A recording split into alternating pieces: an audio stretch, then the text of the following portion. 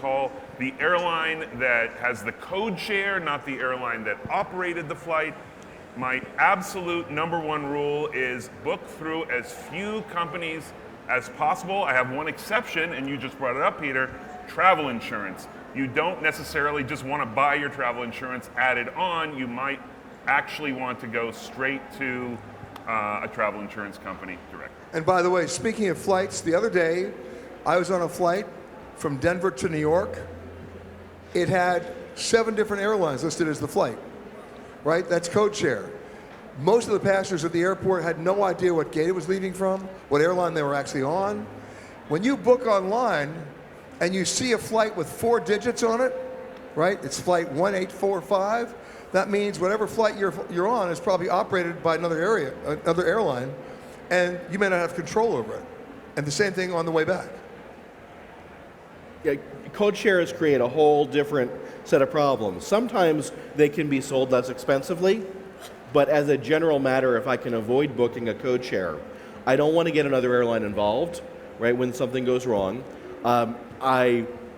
Oftentimes code shares may get in the way of even securing a seat assignment because there is no seat map for the Oman Air version of the Etihad flight. Right? I'll give you an example that's happening to me tonight. When I leave here today, I'm flying tonight from Los Angeles to New York, and then from New York to Qatar, and from Qatar to Uganda. Now, it's an American Airlines flight from LA to New York tonight, but they're part of the One World Alliance. So actually, I went online and found out, I did my research online, I did not book online, and that flight was listed as an American flight and a Qatar flight. The American flight was $500 more. The Qatar flight was $500 less. So I'm on the same plane tonight, but it's listed, but my ticket is from Qatar. I'm still getting my American miles that I can't redeem. That's another issue. But the point is, you have to look to see the code share, because what a code share means is that you may have 5 or 6 different airlines listed as the same flight. That means each of those airlines controls a certain amount of seats on that plane that they've been allocated, and they price them differently. Sometimes they don't, but sometimes they do. In my case tonight, they did it differently. A flight from LA to London on American could also be a British Airways flight. So some of this is a little bit contradictory, right? Sometimes you want a code share so that you can save some money. It's just worth remembering that when you do save money, you're probably saving it for some reason, and that reason will probably come up on the off chance something goes wrong. Right, but I'm rolling the dice tonight. Yeah, exactly. Questions? There's a microphone right back there. Peter, you just hinted right my question. You all probably have a huge bundle of miles and points. How often do you actually get to use your miles and points? That's my next hour lecture. Do you know how many unredeemed miles there are in the world right now that we've all earned that nobody's been able to redeem? Anyone want to guess? You're not going to like it. 34 trillion. They're never going to be redeemed. And the redemption levels at most airlines are under 9%. So if I said to you, give me all your money, put it in my account, you have a 7% or a 9% chance of getting it back, would you do it? Of course you wouldn't. Except all of us did it with the frequent flyer miles. And the problem right now is they've reached the point of diminishing returns where not only are we addicted to the programs, because we're still chasing miles, the airlines are even more addicted to the programs because they make more money from their mileage programs than they make actually operating the airline. So we reached an inflection point in these programs where the point is, if you're sitting there now today, any one of you with a lot of miles in your account that you haven't been able to redeem, think up to 330 days out, pick a place that none of your friends want to ever go to, that's not on anybody's bucket list, and at least go there. Because the more you let your miles sit in your account, the more they're devalued, and I'm not exaggerating, by the day. I have very few miles, and there's a couple of reasons I have very few miles saved up. First of all, as soon as I get enough miles, I spend them because they get devalued, and I'm always sort of, I hate thinking about like calculating, oh, this mile is worth this many cents or whatever. Just get it and spend it for something you want. The other thing is I fly tons of different airlines because I'm always looking for the cheaper price.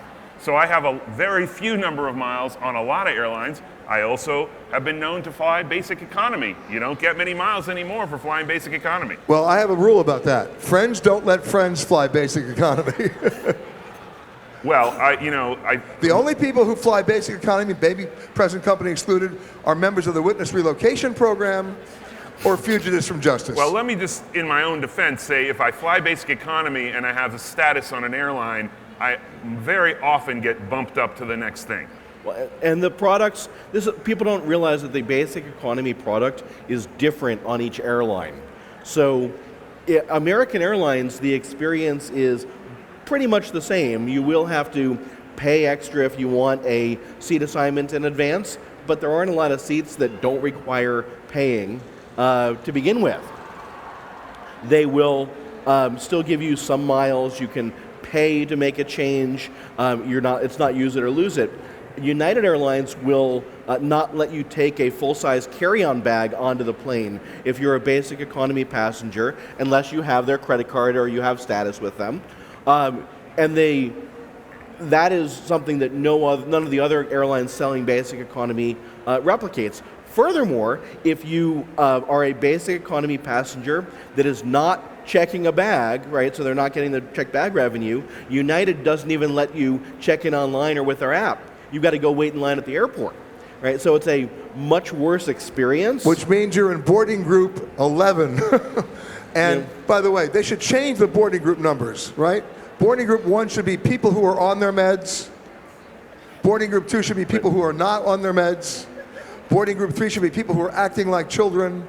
Because right now, the only reason why everybody wants to board first is because there's not enough overhead capacity for their bags. But let me just make the one mileage point, though, which is, so years ago, miles were a lot easier to redeem because there were a lot of seats open on planes. The planes were not as full. And so the airline is giving away spoiling inventory that they can never resell. If the flight takes off, right, with an empty seat, that seat can never be sold. And so they would make it available on points. There are a lot fewer of those empty seats, so it becomes harder. So, two things to know. One, you often see much higher mileage costs to get a seat because you're trying to redeem for a flight where those seats are going to be sold and you're displacing a cash-paying passenger, and they're going to charge you a lot of miles for that. So if you want to get a better deal with miles, what you want are the flights that people aren't taking. And that's often with a U.S. Airlines international partners. They may fly to a city for reasons other than it's the best route that they could possibly serve. I think about the flights that go to Washington, D.C. are often being served for political reasons and not necessarily because they're filling the planes. Awards out of Washington Dulles on foreign carriers are often quite available. There's often excess capacity out of LA to Asia. Everyone's got to serve the US, and the first place they come is LA. And you can get these foreign carrier flights, and you can do it with their US partner miles when there are these seats available. So the best deals, right, are often where people aren't filling up the planes. I would just add also sometimes domestic flights in other countries with partner airlines can be very, very cheap with Correct. miles. Question right over there. I have two quick questions. Can you speak a little closer to the mic? Yes, I have two quick questions. One pertaining to the 13 countries in South America. More and more of them were getting visa fees. Why is that? I didn't hear It's the visa fees in South America. Well, they just reinstituted the visa fees back in Brazil, I Brazil, believe. yeah. But Turkey has now eliminated them. So has, I think, I'm missing another one. Turkey just got rid of them. And there are 2 or 3 other countries that are finally realizing it's a barrier to entry. It's not the way you want to come into the country. But Brazil did reinstitute them, then they delayed them. Yeah. Well, I mean, I can actually, I spent a lot of time in Brazil, so I can specifically say this was a little bit of a political football. The Bolsonaro government wanted to get rid of the visa fee. It also disappeared briefly during the Olympics. Now the more leftist government, Lula, they reinstated. A lot of it is political, a lot of it is reciprocity. The United States charges us for tourist visas, we're going to charge them. So it's not always logical. I think it's very illogical, actually, because it is a barrier to entry. Why would you want to go to one country when you can go to another country $160 cheaper? Yes. The other quick question is, pertaining to you, Can you Peter. speak a little closer to the mic? I'm sorry. About 20 years ago, you came out with a book called Peter Greenberg's Travel Bible. Have you ever come out with a later version? We're still waiting for that. We're actually working on the next one. It'll be out in 25.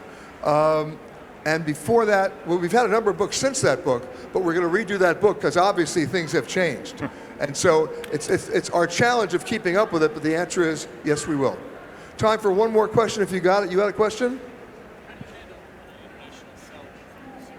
How do you handle international cell phone service? It's the dreaded SIM card debate. Seth? It is getting more and more affordable to use your own cell phone when you go abroad if you're very, very careful about it. Especially on data. On data, right. So T-Mobile, I had T-Mobile for a long time. They gave you sort of slow service when you went abroad, totally for free. I now have Spectrum Mobile, but I watch very, very carefully my data. The minute I set foot in another country, I turn off the data for every single app except for Google Maps and email, basically. And that really keeps the data use down. It's just getting more and more possible. However, there are places where it does pay to get a foreign And SIM by the way, card. the T-Mobile, which I still have T-Mobile, I may be low on this, but it gives me basically a great rate for over 120 countries. Right. So, well, I think it's free on a very low Very level, low, and then yes. you can get faster data. Yes. A T-Mobile is quite good, and it works in most places. However, 120 countries is not every country. So Right. I did have an experience. I think I had T-Mobile, and I went to Mozambique, maybe, and that was one of the countries not in the T-Mobile list, and I had a massive bill. One more quickly. last question, but speak into the microphone. I've got a passport that's going to expire in August, and I want to travel in June. Is that an issue? It depends on where you're going. My answer is probably yes. Probably Europe, yes. France.